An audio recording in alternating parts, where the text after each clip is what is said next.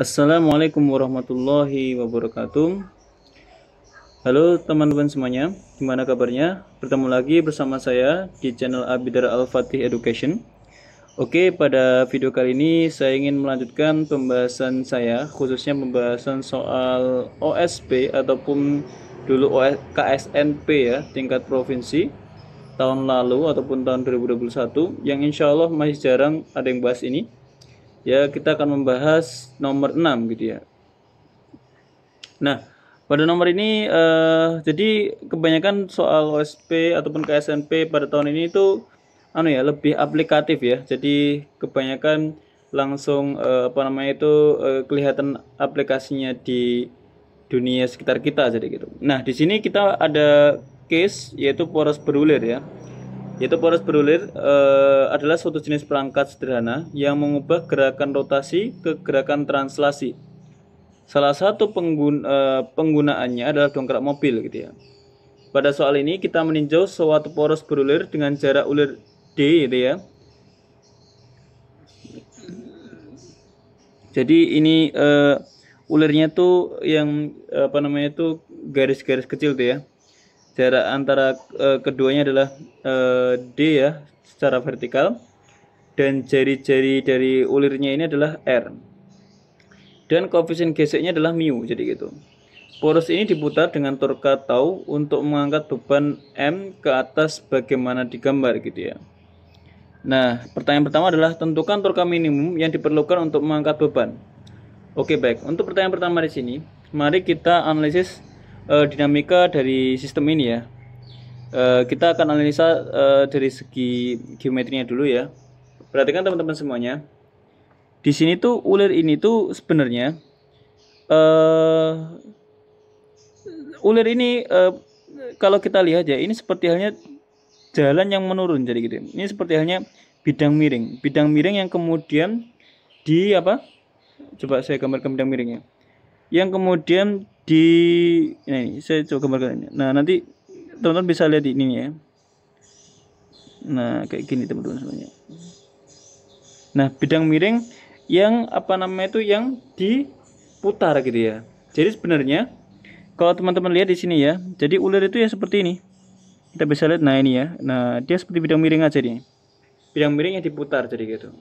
Nah, setiap satu putaran ya, antara ujung atas sama ujung bawah itu nanti jaraknya adalah D. Nah, jadi kita bisa menggambarkan sistem ulir ini seperti halnya bidang miring gitu ya. Bidang miring. Nah, saya coba gambarkan bidang miring seperti ini ya. Bidang miring.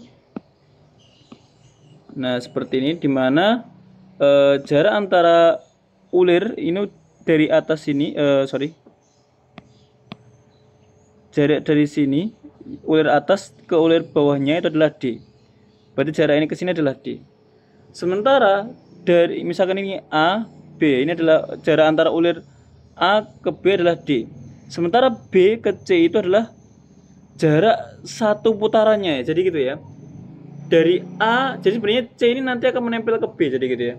Jadi sebenarnya kalau dari digambarkan, kalau diputar teman-teman semuanya, nanti C ini akan menempel di B. Artinya apa?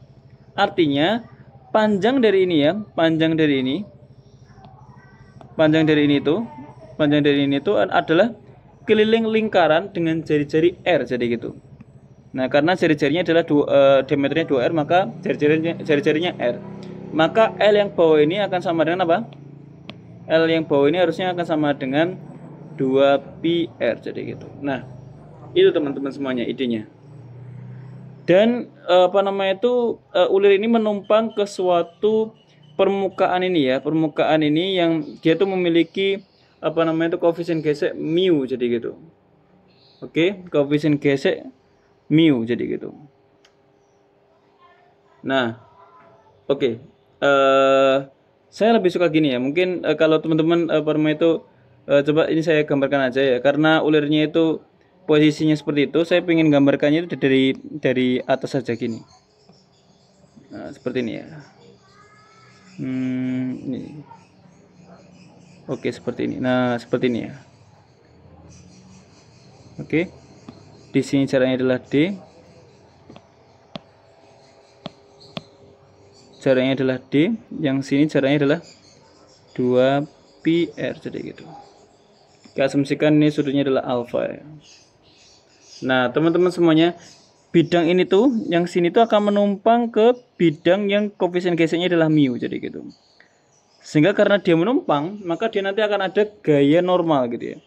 Akan muncul gaya normal yang ini tuh asumsikan bidang miring ini mewakili ulirnya, jadi gitu ya, mewakili ulirnya. Ini adalah ulirnya, mewakili ulirnya. Mewakili apa? Badan dari ulir ataupun poros ulirnya. Jadi mewakili poros ulir ini. Nah, nanti teman-teman semuanya karena dia bersentuhan dengan bidang yang memiliki koefisien gesek mu, maka nanti dia akan memiliki gaya normal ke arah atas ya. Jadi gini, seperti ini. Oke, gaya normal seperti itu. Gaya normal seperti ini ya. Jadi dia akan mengalami gaya normal ya. Dan juga karena dia gerak ke atas ya, karena ulirnya ke atas, maka nanti dia akan kena gaya gesek ke arah bawah, jadi gitu ya. Ke arah bawah ke sini, jadi gitu. Oke, ke arah bawah seperti ini ya. Nah, karena ke arah bawah ya. Sehingga kita bisa gambarkan ini ada N yang ke sini dan ini juga ada gaya gesek ya, F. Seperti itu. Oke, teman-teman semuanya. Nah, selain itu teman-teman semuanya, selain itu ya, ini saya hapus dulu tulisan poros ulirnya. Ini saya ganti dengan tulisan panjangnya yaitu 2πr. Selain itu, poros ulir ini dikenai gaya M, gaya berat ya, gaya berat seperti ini. Ada dikasih gaya W juga dari atas. Yang W-nya itu sama dengan apa? W sama dengan M besar dikalikan G, jadi gitu. Nah, dari sinilah baru kita bisa mempersamakan gaya-gayanya ya. Pertama, karena ulir ini akan berputar gitu ya, akan berputar ya, maka nanti kita harus mempersamakan gerakan rotasinya. Nah, rotasi. Nah, perhatikan rotasi positif itu tentunya kalau kita lihat dari gambar ini ya, tau yang berputar kalau dari tampak atas adalah berlawan jarum jam, maka kalau tampak dari kita yang positif tuh ke arah kanan, jadi gitu. Jadi tau ini tuh akan menyebabkan ulir itu bergerak ke atas. Artinya apa? Artinya arah positif itu ke arah kanan, jadi gitu. Jadi torka-torka yang menyebabkan arah positif itu adalah torka-torka ke arah kanan, jadi gitu. Ataupun gaya-gaya yang menyebabkan torka positif adalah gaya-gaya ke arah kanan.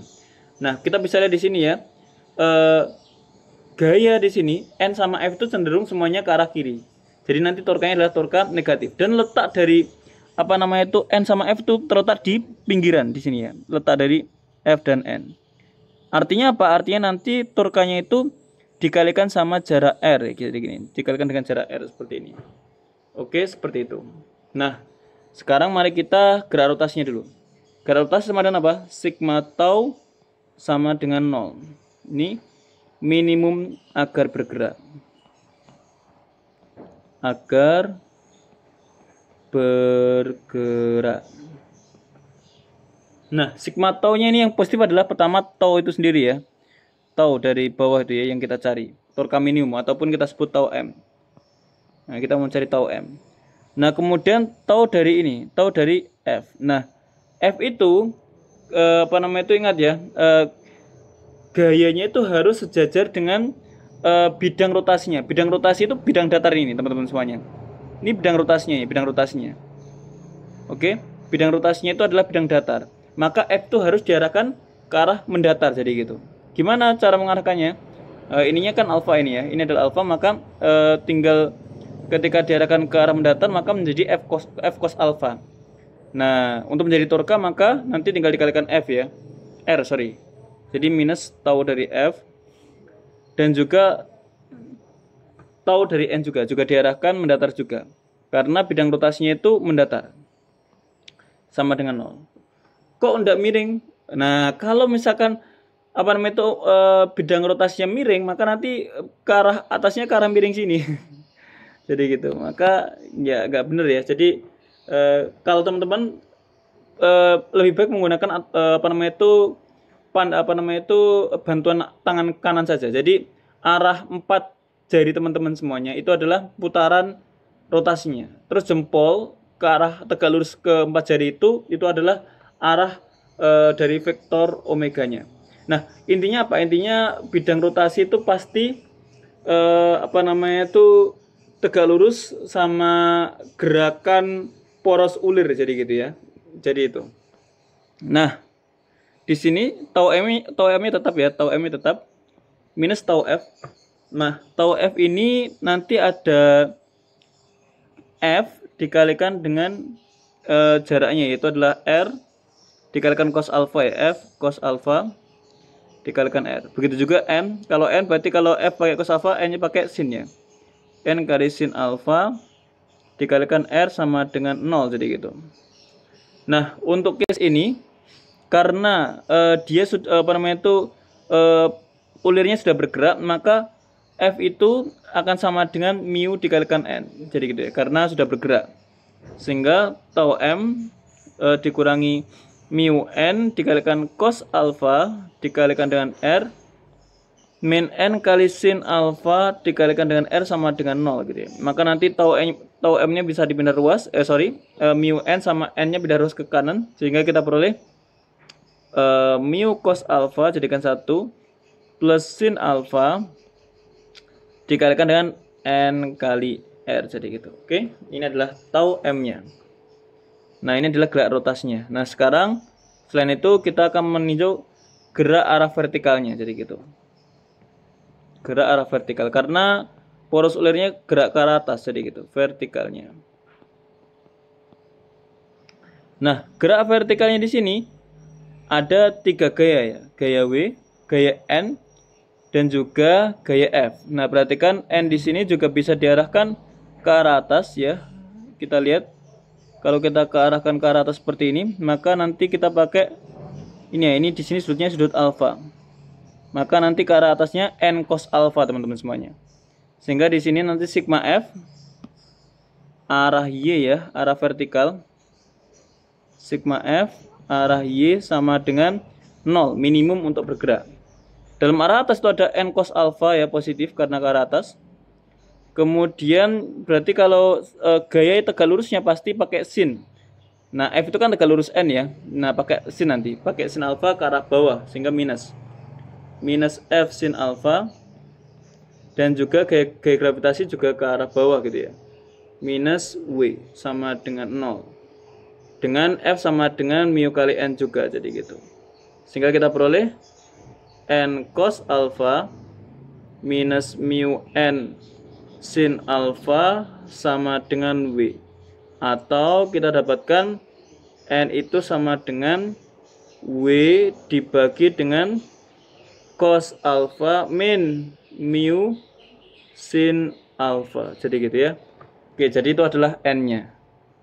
N-nya sudah dapat, tau M-nya sudah dapat, tinggal kita masukkan saja. Tinggal ini,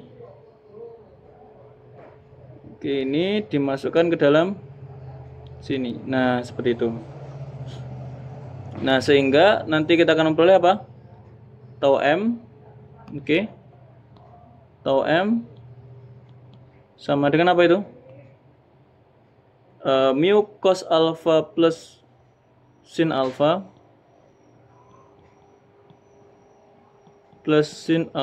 dikalikan N. Nah, dikalikan N nya itu apa? W per cos alpha min mu sin alpha.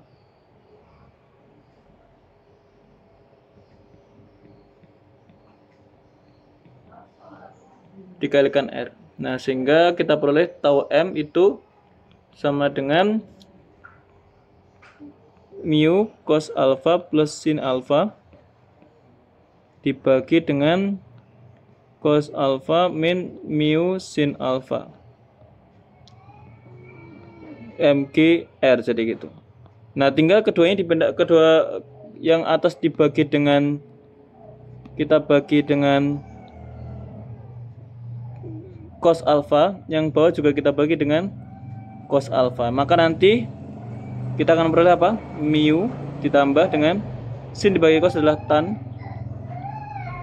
dibagi semuanya dengan 1 min mu tan alfa MGR. Nah, masalahnya apa sih tan alfa itu? Tan alfa bisa kita lihat dari sini. Tan alfa itu sama dengan apa? Depannya adalah D dibagi samping, ya. Sampingnya adalah 2 pi R. R kecil ini ya, R kecil bukan R besar. Sehingga kita peroleh apa? Kita peroleh adalah tau M-nya itu sama dengan mu plus D per 2 pi R dibagi dengan 1 min mu D per 2 pi R. Jadi gitu. Dikalikan dengan MGR. Nah, ini adalah untuk yang A ya, untuk mencari tau M ataupun tau minimum. Oke, baik. Nah, tadi kita sudah mendapatkan torka minimum untuk soal yang A ya. Jadi ini tadi soal A dan kita sudah mendapatkan torka minimum. Nah, setelah itu soal B adalah menentukan efisiensi mekanik perangkat ataupun eta ya, dimana merupakan perbandingan dari EP dibanding W. EP itu adalah perubahan energi potensial dari beban gitu ya, dan W adalah usaha yang dilakukan kepada poros ulir itu sendiri. Berarti taunya itu sendiri melakukan usaha ya. Nah, tentukan pula nilai numerik eta dengan D, R, dan mu sebagaimana yang ditampilkan di layar ya. Nah, coba sekarang saya akan hapus dulu ini. Nah, teman-teman semuanya biar bisa membayangkan ya. Akan saya screenshot dulu.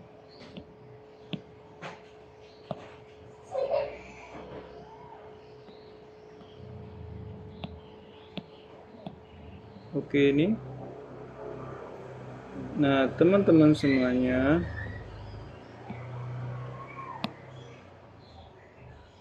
oke, jadi oke, perhatikan teman-teman semuanya, bahwasanya satu putaran ini ya, satu putaran ulir ini berarti dia akan naik sejauh D, maksudnya seperti itu. Jadi ulir itu akan naik sejauh D satu putaran ulir.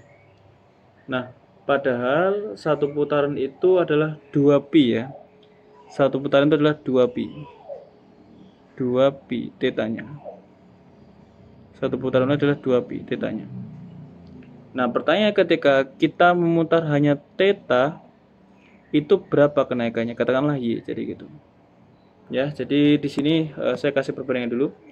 Jadi satu putaran ulir ataupun 2 pi itu satu putaran, itu akan naik sejauh D. Berarti untuk theta berapa, jadi gitu. Nah, ini katakanlah Y. Maka kita bisa menggunakan perbandingan. Yaitu theta dibanding 2 pi sama dengan Y per D. Sehingga theta itu sama dengan apa? Sama dengan 2 pi per D dikalikan dengan Y, jadi gitu. Oke, jadi itu adalah tetanya. Kenapa kita mencari theta? Karena theta itu adalah sudut putar dari poros ulir ya. Dan kita tahu bahwasanya usaha rotasi itu kita sebut W ya. W theta itu sama dengan torka dikalikan theta, jadi gitu. Nah, torka dikalikan dengan theta.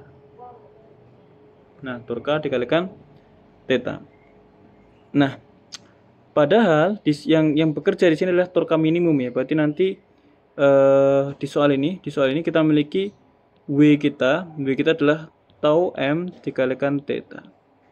Dan theta itu adalah apa? 2 pi Y per D. Berarti sama dengan tau M 2 pi Y per D, jadi gitu.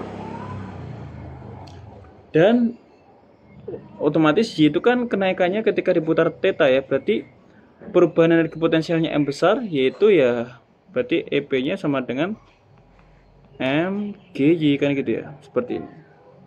Sehingga dengan mudah kita akan memperoleh nilai dari efisiensi ataupun eta sama dengan EP per W sama dengan MGY dibagi tau M 2 pi Y per D, jadi gitu.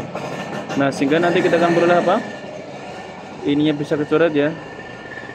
Dan kita akan memperoleh MGD dibagi 2pi tau M, jadi gitu.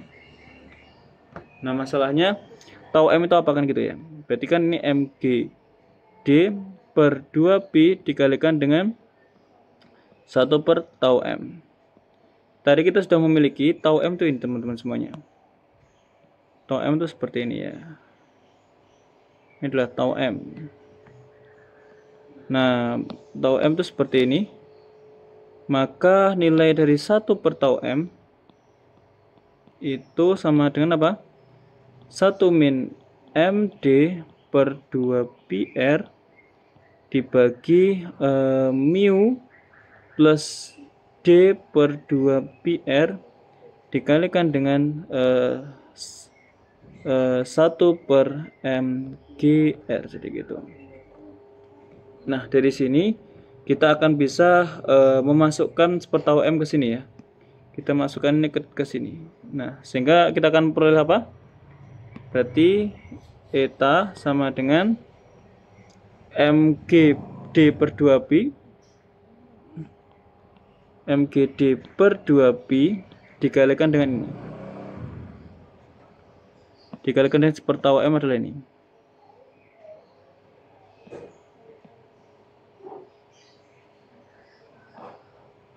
Nah, sepertau M ini ya. Nah, oke, dikalikan ini. Maka nanti ini bisa kecoret MG-nya. Dan kita bisa memasukkan R ke sini ya. Sehingga kita peroleh D per 2PR seperti ini. Dan ini kita memperoleh 1 min mu ya, D per 2PR dibagi dengan mu plus D per 2PR. Oke ini. Nah, tinggal kita masukkan nilai-nilainya tadi. Nilai-nilai tadi itu D-nya 2pi kali 0,1, R-nya 1 cm itu ya. D-nya itu sama dengan 2pi kali 0,1 cm, R-nya sama dengan 1 cm, dan mu-nya tadi adalah 0,2. Maka ini nanti D per 2PR akan sama dengan 0,1 teman-teman semuanya. Oke ya, sehingga nanti eta itu sama dengan D per 2PR adalah 0,1 dikalikan 1 min 0,2 dikalikan 0,1 dibagi dengan apa? 0,1 plus 0,1. Nah, sehingga jadinya apa ini? Jadinya adalah 0,1 1 dikurangi 0,02 dibagi 0,2 atau setengah dikalikan dengan 0,98 atau 0,49, jadi gitu. Jadi efisiensinya adalah 49% menjadi perubahan energi potensial dari usaha yang dilakukan. Oke, itu ya. Itu adalah jawaban nomor B. Nah, sekarang yang C ya. Yang C itu adalah fitur self locking, adalah fitur pada poros ulir yang mana poros ulir tidak akan jatuh saat torka dilepaskan dari poros ulir.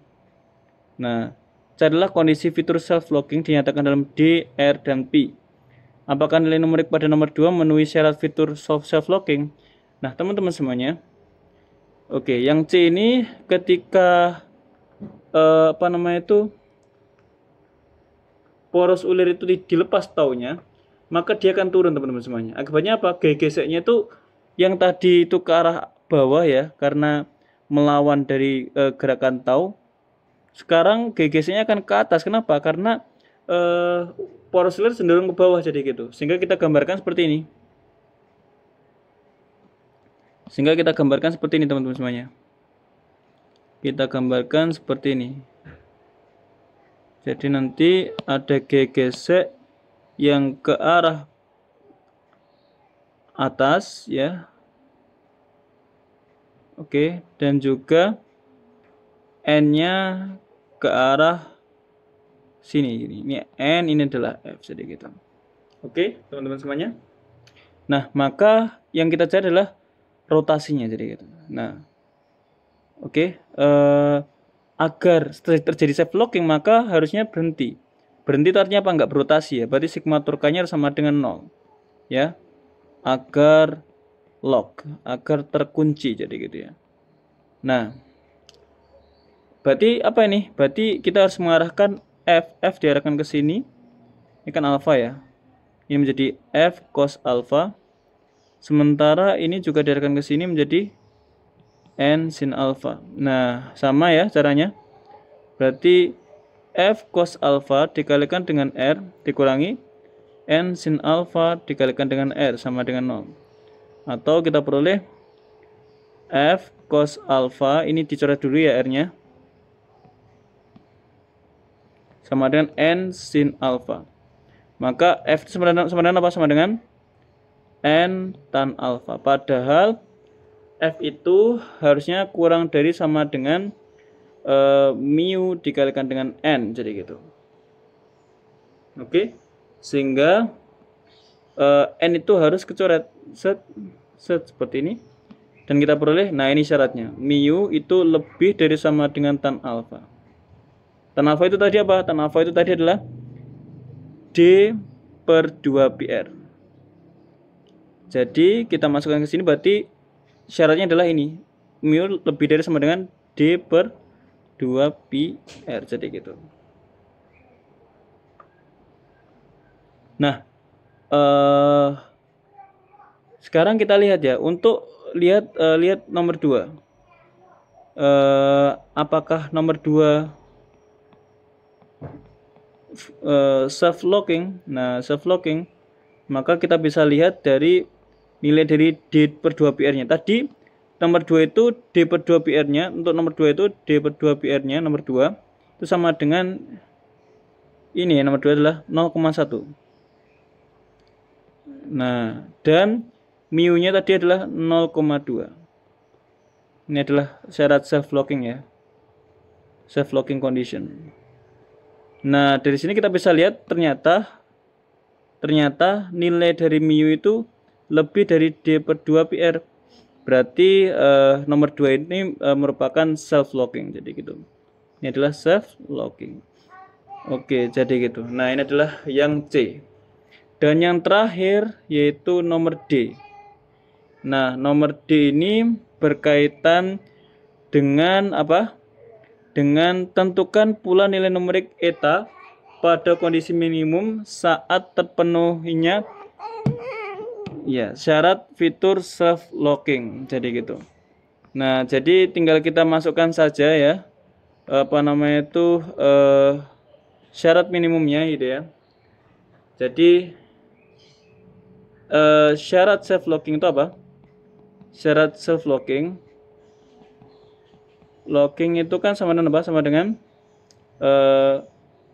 mu lebih dari sama dengan D per 2πr kan gitu ya. Sehingga mu minimal itu sama dengan D per 2πr. Nah, maka syarat dari eta itu gimana syarat dari eta? Maka syarat dari eta itu sebagaimana berikut. Jadi eta itu kan tadi sudah dihitung ya. Eta itu nilainya adalah ini. Ini adalah eta ya. Ini adalah eta. Maka tinggal kita masukkan saja nilai dari mu-nya. Nah, jadi gitu. Nah, ini. Maka nilai dari eta minimum ya. Itu sama dengan apa? Sama dengan D per 2πr dengan ini 1 min ini D per 2πr dikalikan D per 2πr dibagi dengan apa ini? D per 2πr ditambah D per 2πr. Nah, teman-teman semuanya, karena minimumnya adalah D 2/2πr ya. Jadi yang kita peroleh nanti dari sini ke sini ini adalah 1, ini 2 gitu ya. Sehingga nanti kita bisa masukkan itu apa? Setengah dikalikan 1 min D kuadrat per 4P kuadrat R kuadrat. Nah, untuk nilai numeriknya tergantung D dan R-nya, jadi gitu ya. Tergantung D dan juga R-nya. Oke, mungkin itu saja ya penjelasan untuk nomor 6 berkaitan konsep self locking ya, di mana di sini kita menganalisis poros ulir, di mana dari poros ulir ini kita bisa memahami bahwasanya ada kondisi di mana poros ulir bisa self lock gitu ya, ataupun ketika dinaikkan ke atas dan dilepas torkanya, maka dia akan berhenti jadi gitu. Dan itu yang menjadi keuntungan dari penggunaan poros ulir itu sendiri. Oke, baik, mungkin sampai sini dulu video kali ini. Terima kasih sudah menonton ya. Jangan lupa untuk like dan subscribe di channel ini karena akan selalu update video-video berkaitan pembahasan soal Olimpiade Fisika dan juga astronomi, ataupun nanti juga komputer dan yang lain ya berkaitan tentang sains. Semoga video ini bermanfaat. Saya akhiri. Assalamualaikum warahmatullahi wabarakatuh.